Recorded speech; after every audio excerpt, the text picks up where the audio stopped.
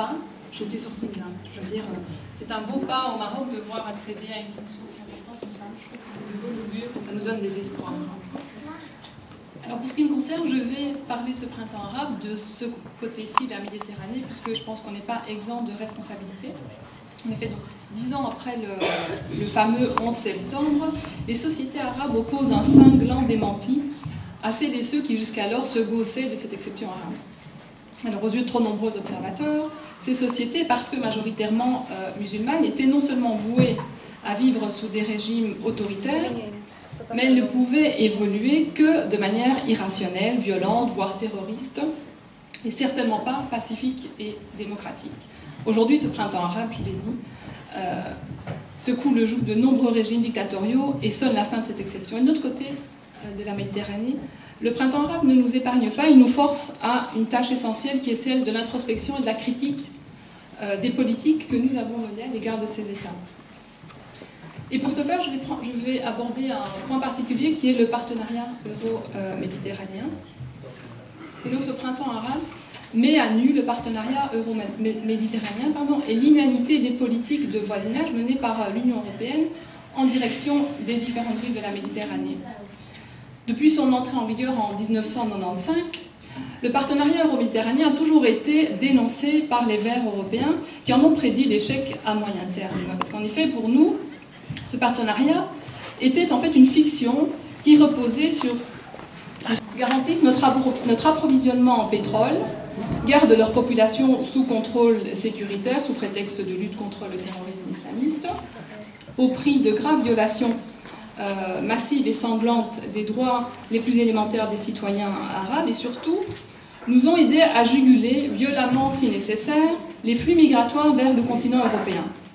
Alors ça fait 15 ans que les écologistes le dénoncent, mais hélas, soutenu par la majorité des forces politiques de l'Union européenne, ce modèle vient de subir lui aussi un échec politique et moral retentissant et sanglant. Alors contrairement à d'autres courants politiques européens qui ont été contraints d'exclure de leurs amicales internationales des partis comme le RCD tunisien de Ben Ali ou le PND égyptien de Moubarak, nous les écologistes, nous n'avons été ni surpris ni déstabilisés par l'éruption contestatrice qui traverse l'ensemble du Maghreb et du Moyen-Orient arabe. Nous estimons en effet qu'une formidable fenêtre d'opportunité s'est ouverte. Pendant plusieurs décennies, et au terme de décolonisation empêchée, les sociétés arabes ont acquis une longue expérience de dictature oscillant, vous l'avez dit, entre les régimes policiers, les monarchies de droit divin et les régimes de terreur. Le printemps 2011 a permis aux sociétés arabes de rappeler au reste du monde qu'elles n'avaient jamais renoncé aux valeurs de dignité et de liberté.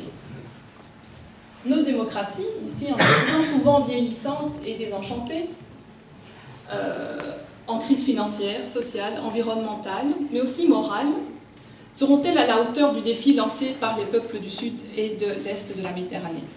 Nous le souhaitons, parce qu'en effet nous refusons le désenchantement démocratique auquel est en proie ce vieux continent, et parce que nous partageons l'exigence de liberté, de dignité et d'autodétermination des citoyens arabes. Le partenariat euro-méditerranéen est en tout état de cause à revisiter de fond en comble et devra respecter certaines balises. Notamment, il faudra que nous gardions de toute impatience inconsidérée à l'égard de ces démocraties naissantes et balbutiantes, en gardant évidemment à l'esprit que nos propres démocraties et états de droit ne se sont pas construites en un jour. Il faudra aussi être vigilant par rapport à la tentation de pratiquer dans les faits un néocolonialisme et un occidentalocentrisme qui serait désastreux pour toutes les parties. Ce partenariat devra aussi intégrer des clauses quant à des garanties de respect des droits fondamentaux et d'un état de droit. Nous sommes que seul un partenariat adulte et équilibré, mené dans le respect de chacune des deux parties, et pas au profit d'une partie et d'une élite de l'autre partie au détriment de la majorité des populations issues des pays du Sud.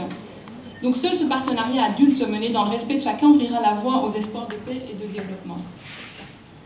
Alors du point de vue des femmes, je ne vais pas être très long pour qu'on puisse avoir un échange, il me semble que c'est ce que vous dites qui est le plus intéressant. Du point de vue des femmes, on a vu les femmes dans la rue, elles étaient nombreuses. Il me semble que pour elles, c'est une merveilleuse opportunité. Elles doivent être attentives parce que vous l'avez dit aussi, si on les a vues nombreuses dans la rue, on voit aujourd'hui que pour certains, les droits des femmes seraient secondaires par rapport à l'ampleur des objectifs du printemps arabe. Alors ce discours porté par certaines autorités de transition est à mon sens exemplatif et augure de l'orientation de pseudo-démocratie. Parce que je suis convaincue que la lutte pour le droit des femmes est indissociable de la lutte politique pour la démocratie, la liberté, le bien-être économique et social. Et une véritable démocratie ne pourrait passer qu'à travers une égalité entre les femmes et les hommes. Alors je plaide ici pour une vraie solidarité des femmes, mais je m'empresserai aussi de dire qu'il ne s'agit pas pour nous de donner des leçons à ces femmes là-bas. Vous évoquiez le fait que vos manuels étaient encore empreints de stéréotypes et de clichés, c'est le cas encore ici aussi. Vous évoquiez la question de la pauvreté des femmes.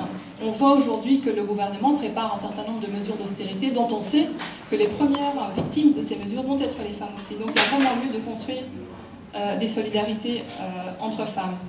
Mais il faudra qu'on soit aussi attentif, parce qu'on a vu de ce côté-ci les mouvements de femmes se diviser, parce qu'il y a une récupération et une racialisation de la question de l'égalité par les uns par les autres. Ce que j'entends par racialisation de la question de l'égalité, c'est qu'on a vu les uns, une droite, une certaine droite populiste, voire une extrême droite, qui au nom de la question de l'égalité des droits et de l'égalité entre les femmes et les hommes, ont ainsi disqualifié un certain nombre de jeunes filles qui portaient le voile ou qui ne le portaient pas, mais en tout cas qui portaient des revendications qui étaient lues comme étant des volontés de communautarisme.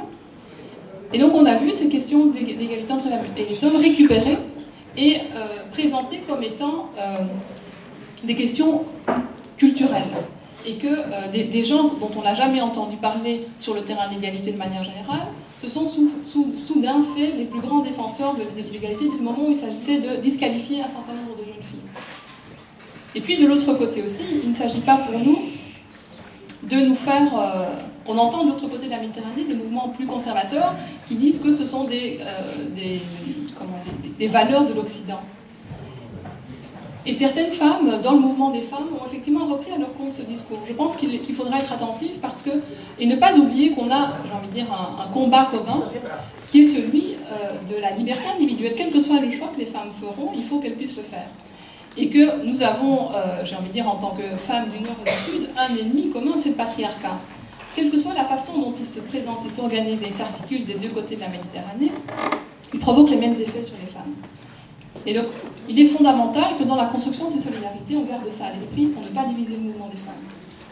Voilà ce que je voulais dire à ce stade-ci du débat.